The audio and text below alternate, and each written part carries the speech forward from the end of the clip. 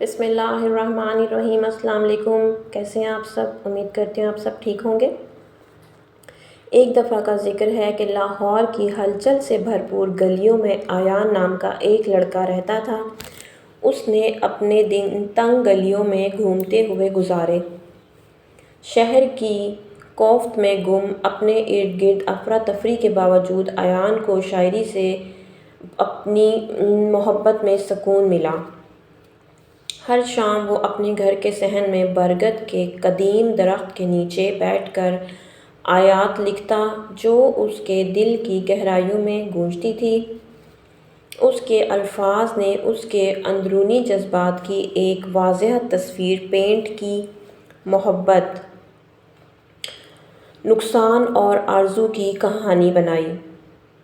لیکن اپنی شاعری کی خوبصورتی کے درمیان ایان نے ایک بہت بڑا بوجھ اٹھایا۔ ان کے والد ایک سخت آدمی تھے جن کی توقعات وابستہ نہیں تھیں۔ اپنے بیٹے کے ادب کے شوق کو ناپسند کیا۔ اس کے نزدیک شاعری ایک فضول جستجو تھی جو ایک قابل احترام نوجوان کے لائق نہیں تھی۔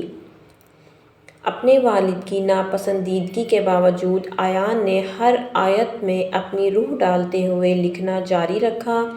لیکن جیسے جیسے دن گزرتے گئے اس کی روح خاندانی توقعات کے بوجھ تلے ڈوبنے لگی۔ وہ قبولیت کے لیے، سمجھنے کے لیے، اپنے خوابوں کے تعاقب کی آزادی کے لیے تڑپ رہا تھا۔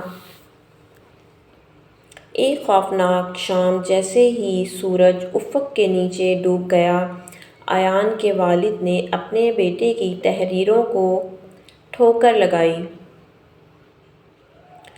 صفوں میں بکھرے دلی الفاظ پڑھتے ہی ان کی آنکھوں میں غصہ جھلک آیا۔ ایک لفظ کے بغیر اس نے کاغذات کو پھاڑ کر ہوا میں پھینک دیا۔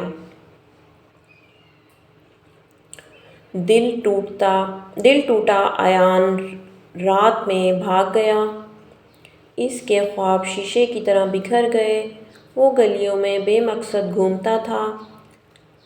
خالی خاموشی میں اس کے قدموں کی گونج تھی، لیکن اس کی تاریک گھڑی میں بھی اس کے جذبے کے شعلے بجھنے سے انکاری تھے۔ جیسے ہی افق پر صبح ہوئی، ایان نے خود کو ایک بار پھر برگد کے درخت کے نیچے کھڑا پایا۔ کانپتے ہاتھوں سے اس نے اپنی پھٹی ہوئی شاعری کے ٹکڑے اٹھائے۔ ہر ایک ٹکڑا اس کی لچک کا ثبوت تھا۔